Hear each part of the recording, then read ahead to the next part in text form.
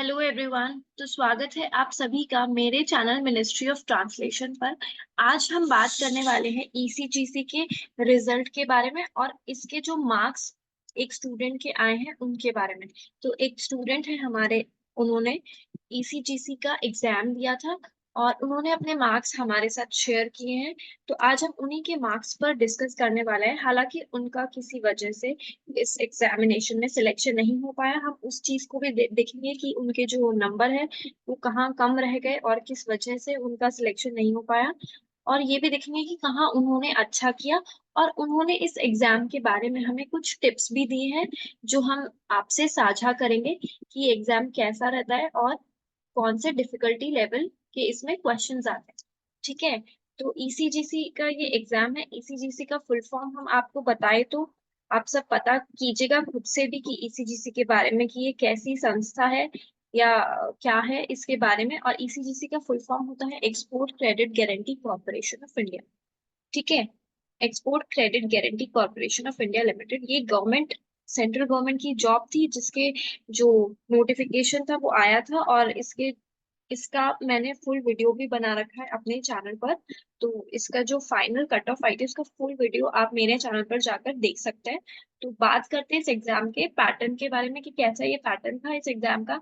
तो ये जो एग्जाम था इसके अंदर जो फर्स्ट पेपर था, तीन पेपर मतलब दो तो इसमें पेपर थे और एक इसमें इंटरव्यू था। ठीक है। जो जिन्होंने ये दोनों पेपर को क्वालिफाई किया वो गया इंटरव्यू में। तो जो पहला पेपर था वो था हमारा objective test multiple choice question, जिसे हम एमसीक्यू क्वेश्चंस भी बोलते हैं। तो फर्स्ट इसमें जो रीजनिंग एबिलिटी का टेस्ट था वो 40 मार्क्स का था और 40 क्वेश्चंस के लिए था। ड्यूरेशन इसमें 30 मिनट्स था। देखिए कितना कम ड्यूरेशन आपको दिया जा रहा है रीजनिंग के लिए, 40 क्वेश्चन के लिए 30 मिनट। ठीक है। इंग्लिश लैंग्वेज का भी सेम ही था और जो ड्यूरेशन है वो उससे भी कम था, 20 मिनट। जनरल अवेयरनेस 30 30 क्वेश्चन थे, 10 मिनट इसका ड्यूरेशन था, उससे भी कम। और इसमें क्वांटिटेटिव एप्टीट्यूड के 40 क्वेश्चन थे जिसका ड्यूरेशन 40 मिनट्स का था। और प्रोफेशनल नॉलेज का 50 मार्क्स का ये पेपर था जिसके लिए आपको 40 मिनट का ड्यूरेशन दिया गया था। कुल मिला के ये जो आपका एग्जाम था ये 200 मार्क्स का था, 200 क्वेश्चन के लिए। और टोटल टाइम आपका था 140 मिनट्स। जो आपका सेकेंड पेपर था जो डिस्क्रिप्टिव होने वाला था, वो था जो फर्स्ट पेपर में पास करते हैं वो सेकेंड पेपर अटेम्प्ट करने के लिए गए थे। और डिस्क्रिप्टिव पेपर था ये, आपको लिख के आना था इसमें, ऐसे राइटिंग और प्रेसेस राइटिंग। तो इसमें क्या था, 1 आउट ऑफ 2 गिवन ऑप्शंस। इसमें आपको दो ऑप्शन दिए जाएंगे और उसमें आपको एक चूज करके उसके ऊपर लिखना है, वो 20 मार्क्स का था। और जो सेकेंड वाला है वो भी सेम चीज था, दो ऑप्शन दिए जाएंगे, एक पे लिखना है, वो भी 20 मार्क्स का। और टाइम अलॉटेड था ओनली 40 मिनट्स। आपको हर क्वेश्चन के लिए इसमें 40 मिनट्स यहाँ पर दिए गए थे। तो हम बात कर लेते हैं कि हमारे जो स्टूडेंट है जिन्होंने हमसे अपने मार्क्स शेयर किए उनके कितने नंबर यहाँ पर रहे और उन्होंने अपने क्या क्या टिप्स दिए हमें। तो ये ऑनलाइन एग्जामिनेशन 15 जुलाई को हुआ था और इसका जो स्कोर कार्ड है ये हमारे पास उनका आ चुका है। तो मैक्सिमम मार्क्स रीजनिंग एबिलिटी के जो 40 मार्क्स है उनमें से इनके जो मार्क्स आए वो 14 थे, 14.25। इंग्लिश लैंग्वेज में 40 में से इनके 37, काफी अच्छा स्कोर इन्होंने इंग्लिश में किया यहाँ पे। जनरल अवेयरनेस में इनके 4 मार्क्स थे। क्वांटिटेटिव एप्टीट्यूड में इनके 17.25 मार्क्स थे। प्रोफेशनल नॉलेज में इनके 50 आउट ऑफ 29.50 मार्क्स थे। फिर बात आती है यहाँ पर डिस्क्रिप्टिव की, टेस्ट ऑफ इंग्लिश लैंग्वेज, जिसमें इनके टोटल जो दोनों आपको लिखने थे दोनों क्वेश्चंस में, 14 आउट ऑफ इनके मार्क्स से 27, 14 आउट ऑफ 27 इनके मार्क्स से। फिर इंटरव्यू बचता है आपका जो कि इनके टोटल 60 मार्क्स का था। इंटरव्यू में इनके आधा नंबर था, 30 मार्क्स। ठीक है। 60 में से इनके 30 मार्क्स आए थे, इनका टोटल स्कोर रहा 300 में से 159 का। और अगर हम कट ऑफ की बात करें तो कट ऑफ पे मैं ऑलरेडी यहाँ पे वीडियो बना चुकी हूँ कि कट ऑफ क्या थी ईसीजीसी की। मैं फिर भी आपको यहाँ पर बता देती हूँ। ईसीजीसी की कट ऑफ यहाँ पर रही थी उस टाइम राजभाषा की 182.25।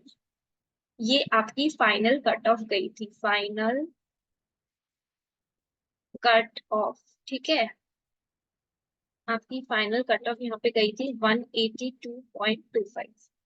तो यहाँ पर इन्होंने जो हमें बताया वो ये बताया कि ये जो पेपर है वो मॉडरेट लेवल का आया था और इसके लिए आपको जो तैयारी करनी है वो इतनी रहेगी कि आपको रोज न्यूज़पेपर पढ़ना पड़ेगा, आपको अपनी जीके पे जो इनकी कम रह गई उस पे बहुत ध्यान देना पड़ेगा और इंग्लिश लैंग्वेज पर भी आपको ध्यान देना पड़ेगा जो कि इनका अच्छा था। ठीक है।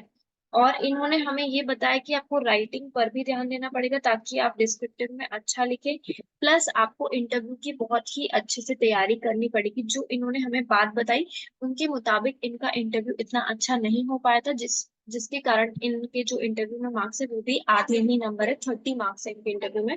तो इन्होंने ये बताया कि अगर आप अच्छे से इंटरव्यू की तैयारी करेंगे और अगर आप इंग्लिश और जीके की अच्छे से तैयारी करेंगे, रीजनिंग की, तो आपका इस एग्जाम में सिलेक्शन कोई नहीं रोक सकता है। आपको इंटरव्यू के लिए बस अच्छे से प्रिपेयर होकर जाना है। और इन्होंने जो मेन चीज कही वो थी आपका न्यूज़पेपर रीडिंग। तो आपको न्यूज़पेपर रीडिंग तो बहुत ही अच्छे से ध्यान देना है। आपको बहुत ही अच्छे से न्यूज़पेपर रीडिंग यहाँ पर करनी है। और मैं ये चीज आपको इसलिए बता रही हूँ क्योंकि आने वाले हैं बहुत सारे राजभाषा के एग्जाम्स। आपका यूपीएससी का एग्जाम आने वाला है, आपका आरबीआई का भी आएगा, आपका सेबी का भी एग्जाम राजभाषा हिंदी के लिए आने वाला है। तो कुछ ऐसे ही वहां पर क्वेश्चंस पूछे जाते हैं जो कि ईसीजीसी में पूछे गए और आपको ऐसे ही डिस्क्रिप्टिव और इंटरव्यू में अटेम्प्ट करना पड़ेगा। तो आपको यहाँ पर मार्क्स देखकर पता चल गया होगा कि आपको कैसे प्रिपेयर करना है। तो वो आप लोगों के लिए, आप लोग को जो भी आगे वीडियो चाहिए आप मेरे को बता दीजिए कमेंट सेक्शन में, मैं वो वीडियो लेके आपके सामने आ जाऊंगी।